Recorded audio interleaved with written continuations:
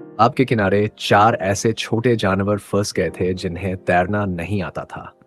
नदी पार करने के लिए उन्होंने मिलकर एक छोटी नाव बनाने का फैसला किया।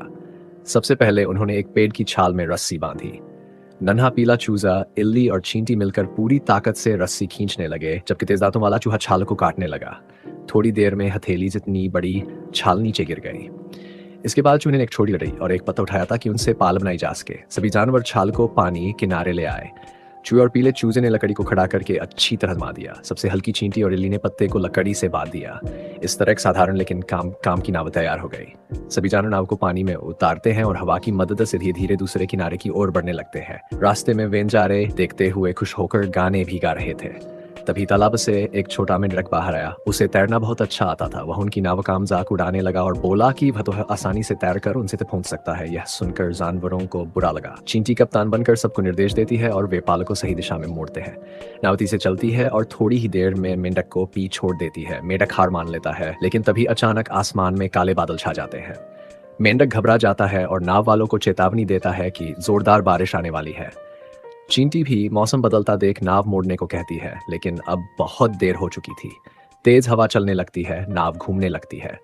इल्ली पाल को ठीक करने ऊपर चढ़ती है, लेकिन पत्ता टूट जाता है और इल्ली हवा में उड़कर पानी में गिर जाती है। लहरें बहुत तेज थीं। सौभाग्य से चूहा अपनी पूंछ आगे बढ़ाकर इल्ली को खींच लेता है।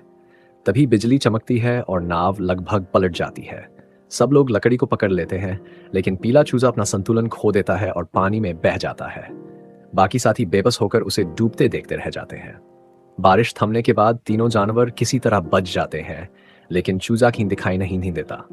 तभी उन्हें पास में एक छोटा सा द्वीप दिखता है और वे वहां पहुंच जाते हैं। चूहा बहुत दुखी होता है और चूजे को छोड़कर जाने को तैयार नहीं होता। इल्ली कहती है कि उसके पास एक उपाय है। वह खुद को गोल कर लेती है और रेशम सेड़क लेती है। थोड़ी देर बाद वह एक कोष में बदल जाती है।